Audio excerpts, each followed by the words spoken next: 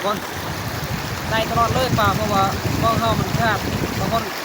บางปากเอาลึกออกเลยเฮามันยกทันเนาะอันนี้เขายกทันเราได้ทุกคนมันเป็นอาหารเฮาเนาะ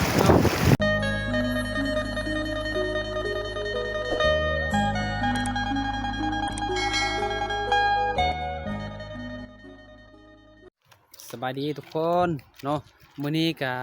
บรรยากาศตอนแรงทุกคนมีเวลาว่างห้ากะเมื่อแต่ให้เนาะเมื่อตัดไม้ให้ทุกคนนี่ก็คือว่าบ่าวเพชรกะดำรงชีวิตแบบว่าไปตึกมองคือเก่าแบบเมื่อวานนี้ทุกคนเนาะมื้อนี้กับไปกับน้องสายทุกคนนะให้น้องสายจับเอาโทรศัพท์นี่เพิ่นไปก่อนใช้เพิ่นล่ะคุณไปก่อนล่ะนี่จะเป็นมองเฮาทุกคนนี่เนาะ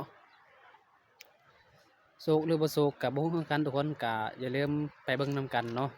แต่ว่ามื้อนี้ก็มีเวลาว่างบรรยากาศตอนแรงเนาะเพราะว่าแต่เช้านี้ก็คือแบบเฮ็ดเวียกเฮ็ดให้ช่วยพ่อแม่ทุกคนเนาะยันเวลาถ่ายคลิปหนิดนึงตอนแรงนี่เนาะแล้วก็อย่าลืมกำลังใจให้บ่าวเพชรเด้อคือเมื่อวานนี้ก็โทรศัพท์ค่อยตกน้ำทุกคนเกือบตายเนาะตกน้ำแล้วก็เพราะว่าค่อยตั้งกองเอาไว้แล้วก็ลมพัด แห้งทุกคนเลยมันตกน้ำแต่ยังบ่ตายตายก็บ่ตายแต่พอลิ้นคอยกับไปแปลงมือเซานี่ทุกคนเนาะอยู่เมืองนอกแต่ตอนนี้ก็ได้เรียบร้อยแล้วแปลงฮะก็เอามาแต่เมืองทุกคนเป็นจังไดก็ประมาณนี้แหละเอาไปพอกันอยู่น้ำสีแล้วน้องแล้วเฮาก็สิพาทุกคนไปตึกมองนำกันว่าสิได้ปลาหรือบ่ได้กับหมู่กันทุกคนไปพอกันเลย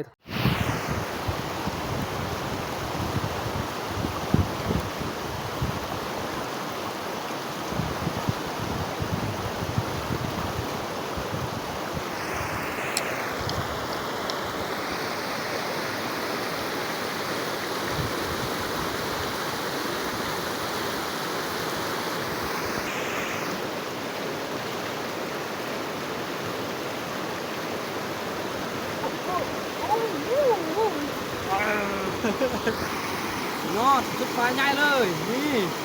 โอ้ทุกคนยอดโอ้มันเห็นบ่ปลาแซ่บเห็นบ่เคยกินบ่พี่น้องถ้าอยากกินมาเด้อเดี๋ยวคอยสิหาให้ทุกคนสุดยอด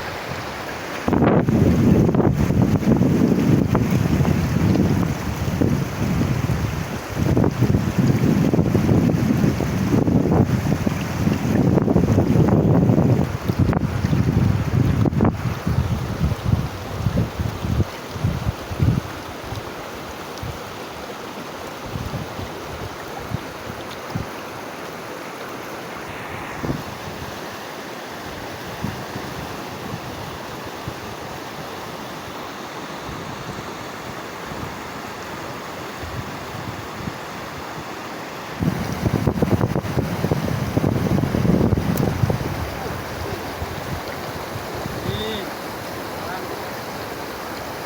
อ่านตลอดทุกคนเห็นบ่มองคักๆไปแล้วคันมองดีมองงามเดี๋ยวโอ้ได้ตลอดเลยป่าทุกคนเนาะเนาะอยากกินปลามาหาก่อยเด้อ น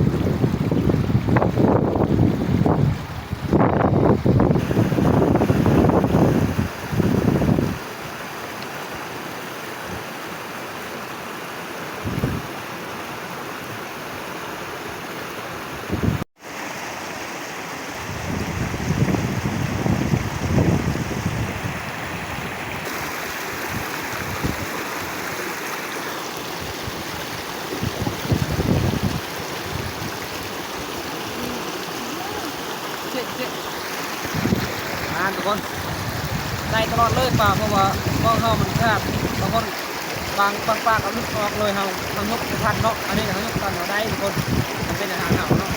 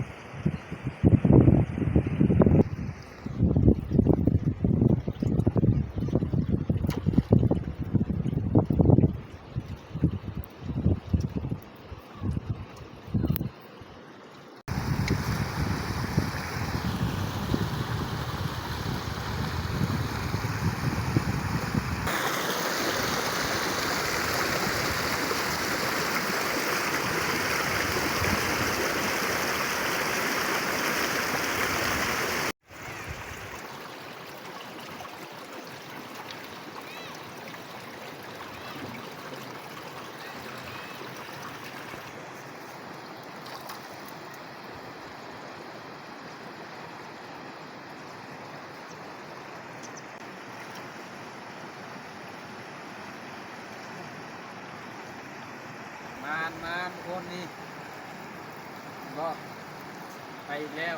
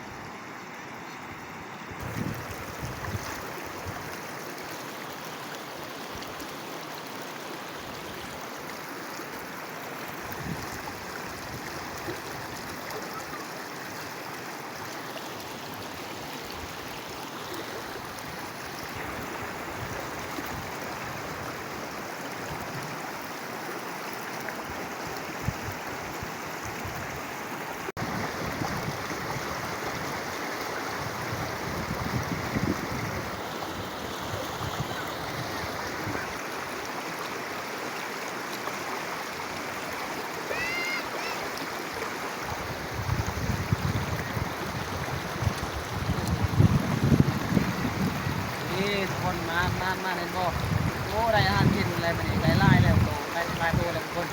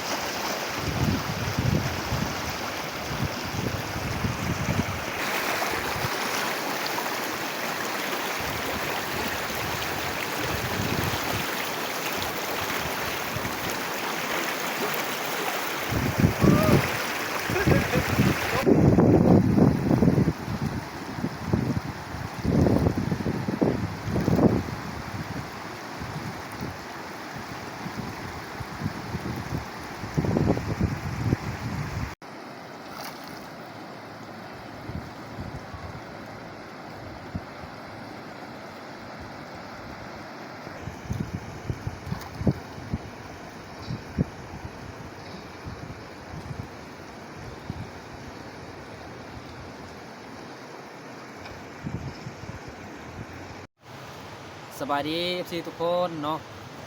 ตอนนี้ค่อยกำลังสิเมื่อแล้วทุกคน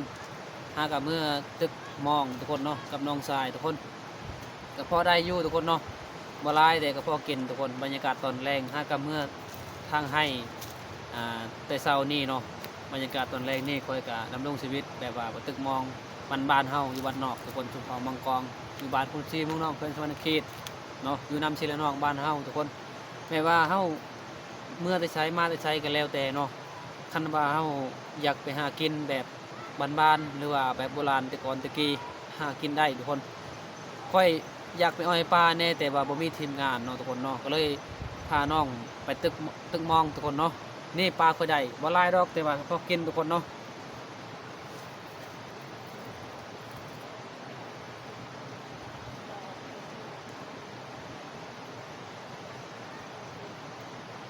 นี่ทุกคนเห็นบ่ปลาเนาะปลาค่อยตึกมองเมื่อกี้นี่แหละทุกคนหลายบ่เห็นบ่สุดยอดตัวนี้ตัวใหญ่ทุกคนใหญ่ตัวนี้เนาะเอาใครเห็นคลิปนี้แล้วบ่าวทองเพชรก็ขอเป็นคลิปเด้อทุกคนเด้อขอฝากกดไลค์กดแชร์กดติดตามครับชมมาฟังแต่ต้นจนจบเพื่อกำลังใจให้ค่อยเฮ็ดคลิปต่อไปทุกคนเลยและพอกันใหม่คลิปหน้าคนบ๊ายบายเป็นกัน